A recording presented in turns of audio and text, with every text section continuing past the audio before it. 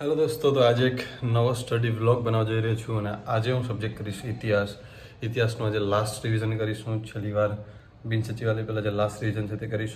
તે કઈ રીતના કરીશ તો કે ઇતિહાસના એક ટોપિક છે એ ફટાફટથી વાંચી અને મોઢે આખો ટોપિક લખી નાખવાનો, વાંચી અને મોઢે ટોપિક લખી નાખવાનો. એવી રીતના એક દિવસની અંદર આખો ઇતિહાસની બુક લખવાની ટ્રાય કરીશું. એવી રીતના તમે જો તૈયારી કરશો તો જરૂરથી બધું યાદ રહેશે. લખીને તૈયારી કરશો તો મસ્ત બધું યાદ રહેશે અને બહુ લોંગ ટાઈમ સુધી યાદ રહેશે. તો હવે 1 મહિનો બાકી છે બિન સચિવાલયનો, તો આ ટાઈપનું મારે લાસ્ટ રિવિઝન કરવું પડશે તાકી ઇતિહાસનો એક પ્રશ્ન ખોટો ના પડે. અને બધા સબ્જેક્ટમાં આવી રીતના જો કરીશ તો બધા સબ્જેક્ટ્સમાં પૂરા માર્ક્સ.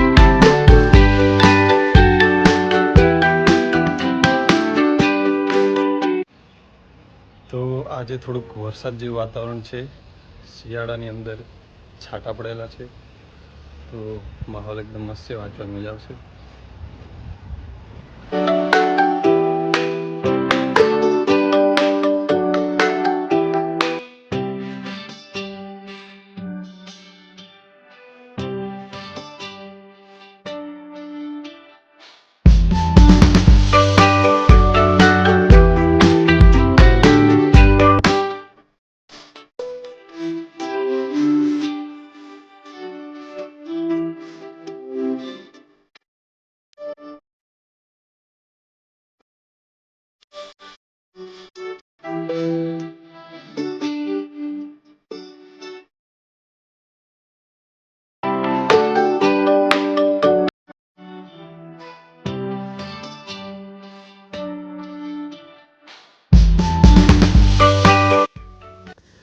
તો ઇતિહાસના ચેપ્ટર વાઇઝ છે તે પહેલાં એકવાર આખું વાંચી ત્યારબાદ એને આખું લખી નાખવાનું અને પછી નેક્સ્ટ ચેપ્ટર તરફ એવી રીતના એક ચેપ્ટર કરી અને ઇતિહાસ પૂર્ણ કરવાનો છે.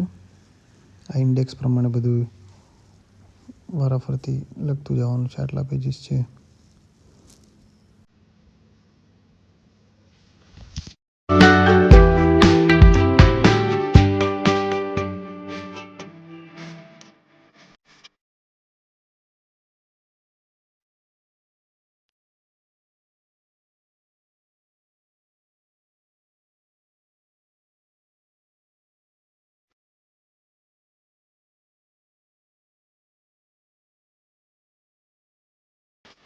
તો એક ટોપિક છે જે ગુજરાતના ઇતિહાસની ગાથા, તો એ લખાઈ ગયું છે આખું. ઇતિહાસની માહિતી, સાહિત્ય સ્ત્રોત, ક્યાંથી ઇતિહાસ આવ્યો છે બધું લખાઈ ગયું છે. એ ચેપ્ટર 1 તરફ આગળ વધશું.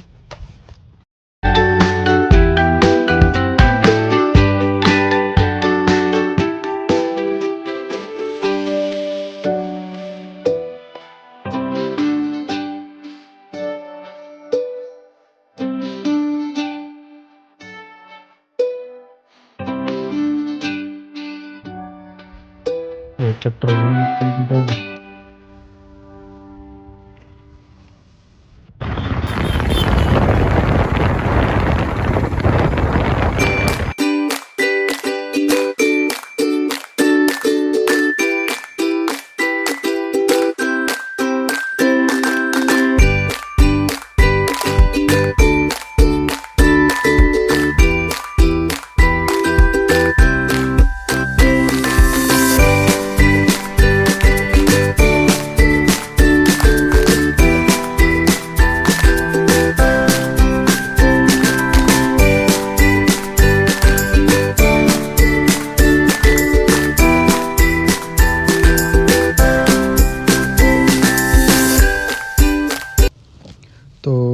પ્રાચીન ગુજરાતનો ઇતિહાસ અહીંયા પૂર્ણ થયો. અત્યારે 8:30 જેવું થઈ ગયું છે. તો હવે મધ્યકાલીન આધુનિક તો કાલે કરીશ. અને આ બધું રફ પેજની અંદર બધા એમપીના મુદ્દાઓ કવર થઈ ગયા છે આની અંદર.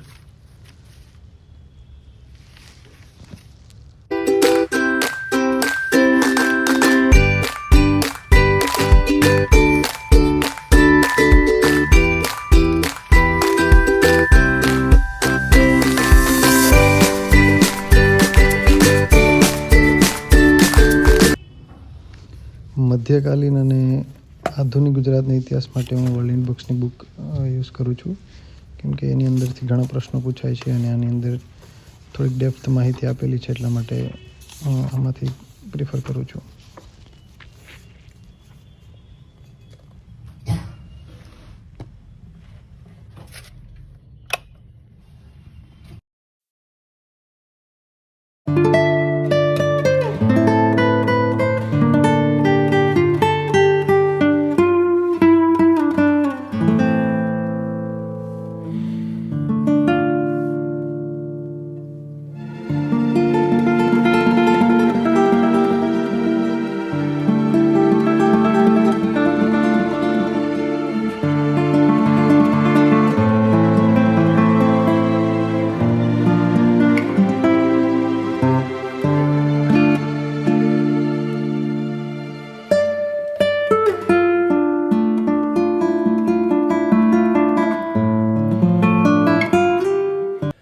હેલો દોસ્તો, તો આજનો હતો આ વ્લોગ, અને વ્લોગ કેવો લાગ્યો જરૂરથી કમેન્ટ બોક્સમાં જણાવજો.